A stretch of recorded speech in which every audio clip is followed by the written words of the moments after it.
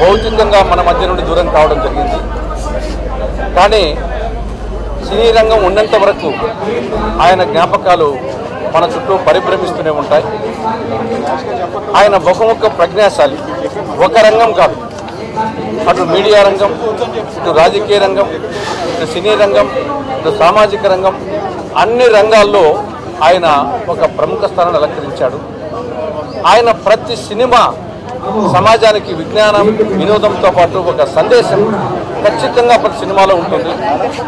ప్రత్యేకించి ప్రేమాభిషేకంలో ఒక పాట ఆగదిలే నిమిషము అనేది కరెక్ట్గా వచ్చేసి మృత్యువు ఏ విధంగా ఉంటుందనేది ఆ పాటలో ఉండడం జరిగింది.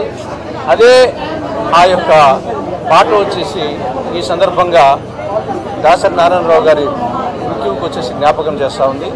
ఏది ఏమైనా ఆయన ఒక శక పురుషుడు, సినీ వినీల ఆకాశంలో ఒక ధ్రువతార, ఒక ఆదర్శ వ్యక్తి. ఇంతమంది ఆయన కోసం పరితపించున్నారంటే ఏ విధంగా ప్రజల హృదయాలను ఆయన గెలుచుకున్నట్టు అర్థమవుతుంది. ఆయన ఆత్మకు శాంతి చేకూర్చాలని ఆ సర్వేశ్వరుని ప్రార్థిస్తున్నారు.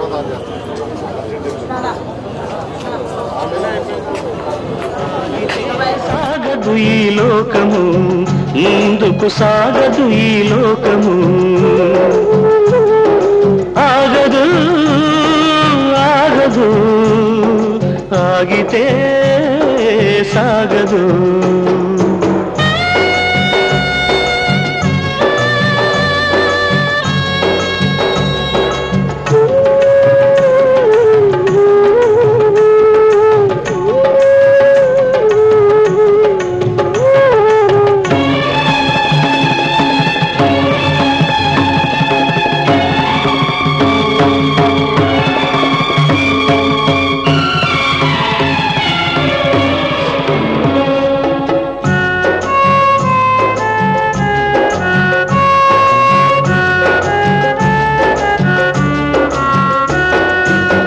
జాబిలి చల్లనని వెన్నెల దీపమని తెలిసిన గ్రహణము రాకాగదు, పూలు లలితమని తాకితే రాలునని తెలిసిన పెనుగాలి రాక ఆగదు, హృదయం అద్దమని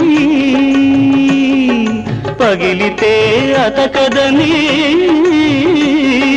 తెలిసిన మృత్యు రాకాగదు.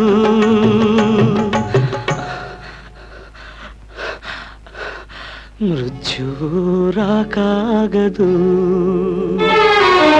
ఆగదు ఏ నిమిషము నీ కోసము, ఆగితే సాగదు ఈ లోకము. దర్శకరత్న దాసరి నారాయణరావు అంత్యక్రియలకు ఆయన ఫామ్ హౌస్లో ఏర్పాట్లు జరుగుతున్నాయి. రంగారెడ్డి జిల్లా మొయినాబాద్ మండలం తౌళకట్ట గ్రామ శివార్లో దాసరి పద్మ ఫామ్ హౌస్కి చేరుకున్న బంధువులు, సన్నిహితులు అంత్యక్రియలకు ఏర్పాట్లు చేస్తున్నారు. 18 ఎకరాల్లో నిర్మించుకున్న ఈ వ్యవసాయ క్షేత్రం అంటే దాసరికి ఎంతో ఇష్టం. ఈ ఫామ్ హౌస్లో ఈత కొలను, అతిథి గృహం, మామిడి తోట ఉన్నాయి. కేంద్ర మంత్రిగా ఉన్నప్పుడు తౌళకట్ట గ్రామాభివృద్ధికి దాసరి ఎంతో కృషి చేశారు. ఆయనకు ఎంతో ఇష్టమైన ఆ ఫామ్ హౌస్లోనే ఈరోజు ఆయన అంత్యక్రియలు జరగబోతున్నాయి. దాసరి భార్య పద్మ అంత్యక్రియలు కూడా ఇక్కడే జరిగాయి. ఆమె సమాధి పక్కనే దాసరికి కూడా అంత్యక్రియలు జరగబోతున్నాయి.